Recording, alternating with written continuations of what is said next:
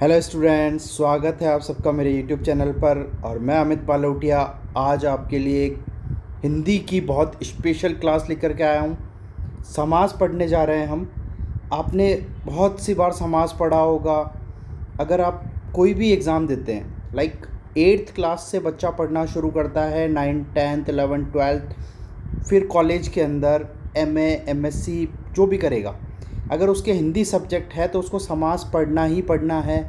उसके बाद अगर वो कंपटीशन की तैयारी करेगा, कोई भी गवर्नमेंट एग्ज़ाम देगा, तो अधिकतर SSC में भी हिंदी आती है।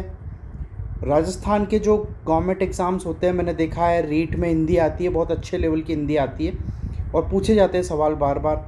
या आप RS ऐसा, अगर कोई सब इंस्पेक्टर बनना चाह रहा है SI के एग्ज़ाम में, तो बिल्कुल हिंदी का 200 नंबर का एक पेपर होता है हमारे राजस्थान में।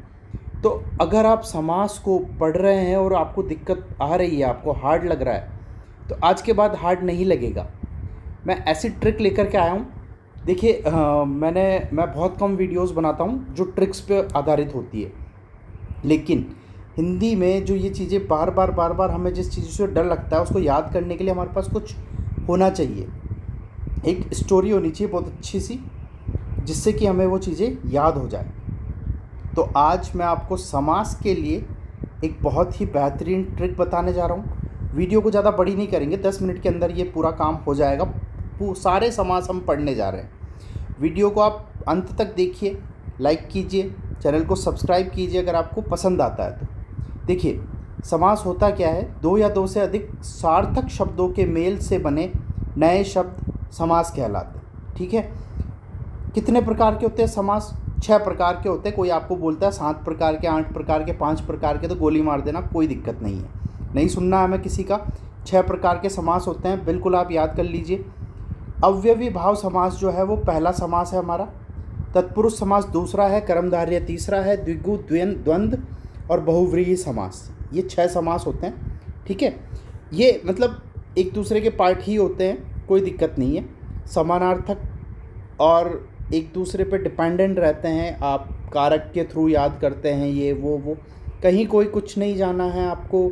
मैं जो ट्रिक बता रहा हूँ, एक कहानी सुनाते हैं आपको। देखिए क्या कहानी है कि भाव आ गया। किसे भाव आता है? पुरुष को। जो गांव में भोपे होते हैं ना, उन्हें भाव आता है। ठीक है। भाव आ गया। किसे भाव आया? पुरुष को। गांव में जो भोपे होते हैं उन्हें भाव आता है। हम गांव में जाके, गांव के रहने वाले लोग हैं हम, बिल्कुल राजस्थानी भाषा में बात करें तो गांव का भोपा ने भाव आ गयो। तो भोपा कौन था? पुरुष। ठीक है। तो भाव किसे आया? पुरुष को। तो भाव आया और तेजी से उसने काम करना शुरू किया, तो कर्म किया। कर्म किया तो उसके साथ, अब जो काम करेगा उसके साथ भेदभाव हो जाएगा। ठीक है। तो उसके साथ जो है दोगलापन हो गया। दोगलापन हो गया, उसके साथ भेदभाव हो गया। तो उससे क्या है, गुस्सा आ गया और उसने द्वंद्व कर लिया। द्वंद्व किससे किया? अब आदमी का बस कहाँ चलता है? घर की बहू बेटियों पर। तो घर की बहू बेटियों के साथ उसने द्वंद्व कर लिया। फिर से मैं आपको कहानी कनेक्ट कर रहा हूँ, देखिए समझिए। भाव आया पुरुष को, पुरुष ने फटाफट से काम किया। भाव आया पुरुष को, पुरुष ने फटाफट से काम किया। काम का मतलब कर्म। कर्म कर रहे हैं अपन, तो आपके साथ में भेदभाव होगा, दोगला व्यवहार होगा या भेदभाव। ठीक है। तो आपके साथ भेदभाव हो जाएगा, तो आपको गुस्सा आएगा और गुस्से में आप क्या करोगे? द्वंद्व। आप लड़ाई करोगे। लड़ाई को हिंदी में हम बोलते हैं द्वंद्व।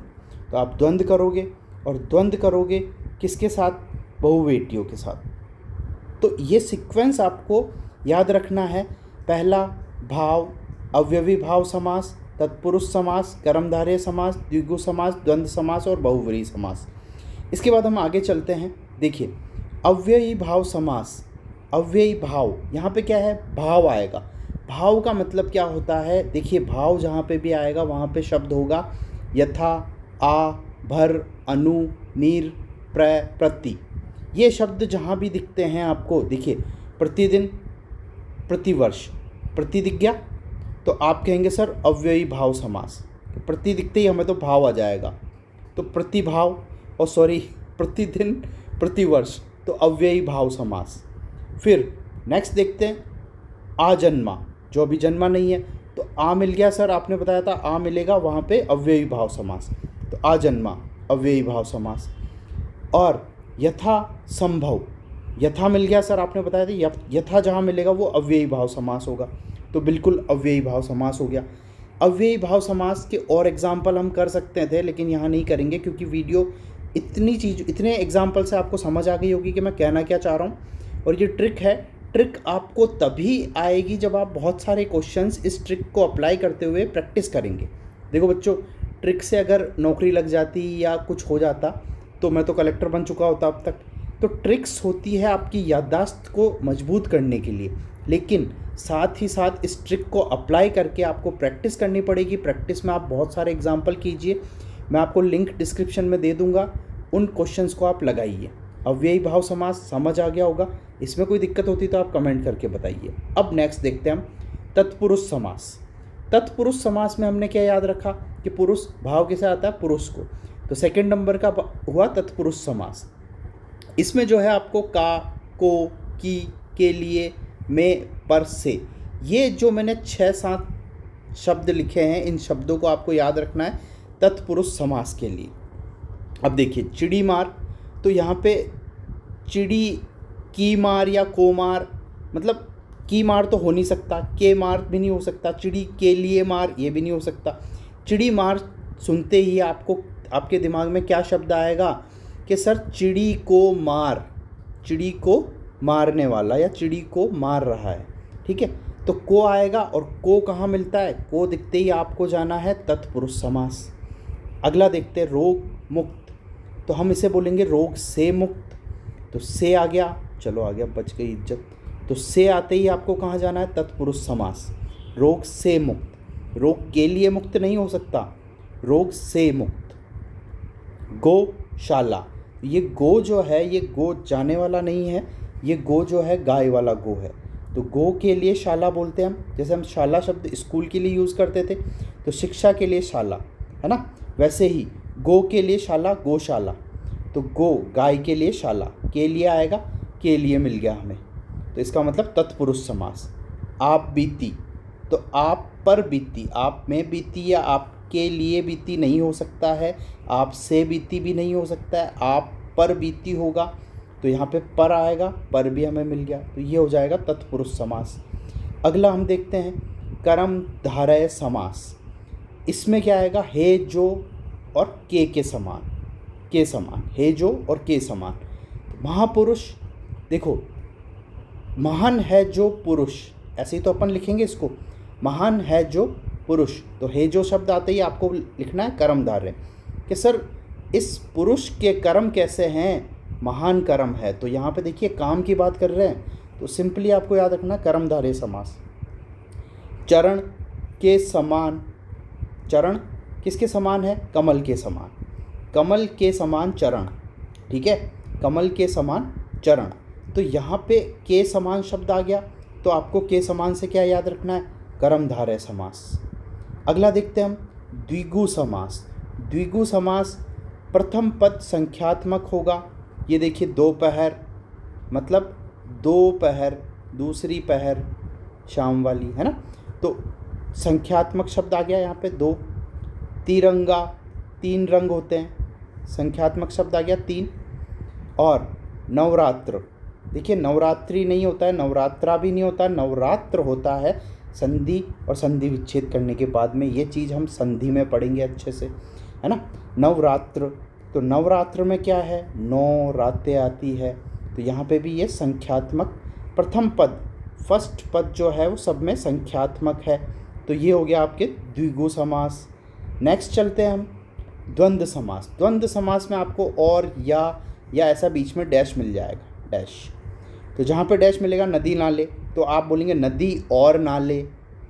या खरा खोटा, तो खरा खोटा एक दूसरे का अपोजिट हो गया, तो वहाँ पे आप या लगाएंगे, या तो खरा होगा या खोटा होगा, दोनों में से एक होगा, दोनों नहीं हो सकते। ऐसे ही लाभ हानि एक दूसरे के विलोम है, या तो लाभ होगा या हानि होगा, ऐसे ही हम बोलते हैं, तो लाभ या हानि। तो जहाँ पे और या आ रहा है वो क्या, कौन सा समास हो जाएगा, वो हो जाएगा आपके द्वंद्व समास। तो इन दोनों के बीच में क्या हो रहा है, द्वंद्व हो रहा है, लाभ और हानि। या तो लाभ होगा या हानि होगी, खरा या खोटा, या तो खरा होगा या खोटा होगा, इनमें द्वंद्व हो रहा है। ठीक है, रात और दिन, या तो रात होगी या दिन होगा, दोनों में द्वंद्व हो रहा है, तो द्वंद्व समास आपको याद हो जाएगा। नेक्स्ट हम देखते हैं बहुव्रीहि समास। देवी देवताओं के नाम से रिलेटेड कोई भी अक्षर आपको मिल जाता है तो उसमें होगा बहुव्रीहि समास, आप ये ध्यान रखिए। जैसे गंगाधर, तो गंगा, जिसने अपने धर मतलब सिर पर गंगा को धारण कर रखा है, उसका नाम होगा शिवजी, तो गंगाधर जो है शिव के लिए प्रयुक्त किया गया है। घनानंद, तो घन के समान जो सांवले हैं वो है श्री कृष्ण जी। और दशानंद, तो दश, ये देखिए 10, यहाँ पे आपको आप कहेंगे सर 10 मिल गया।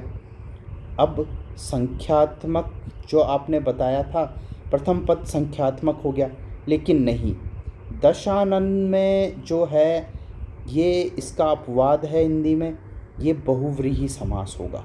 दशानंद बहुव्रीहि समास होगा, है ना।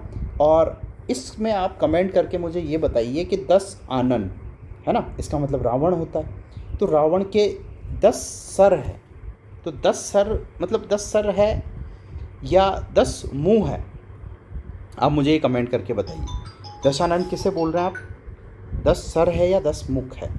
तो वीडियो को लाइक कीजिए, शेयर कीजिए अपने दोस्तों के साथ, सब्सक्राइब कीजिए चैनल को। अगर ये ट्रिक्स आपको पसंद आई है और समास यहाँ से क्लियर हुए हैं, आप प्रैक्टिस सेट लगा पा रहे हो, इस ट्रिक से आपको कोई हेल्प मिली है, तो प्लीज़ सब्सक्राइब कीजिए हमारे चैनल को, शेयर कीजिए वीडियो को अपने दोस्तों के साथ, क्योंकि आप भला करेंगे तो आपका भला होगा निश्चित रूप से। और वीडियो को लाइक करना तो बिल्कुल भी ना भूलिएगा। थैंक यू सो मच, बने रहिए हमारे साथ ऐसे ही ट्रिकी कॉन्सेप्ट के लिए जो मैं आपके लिए लेकर के आता रहूँगा। Thank you so much.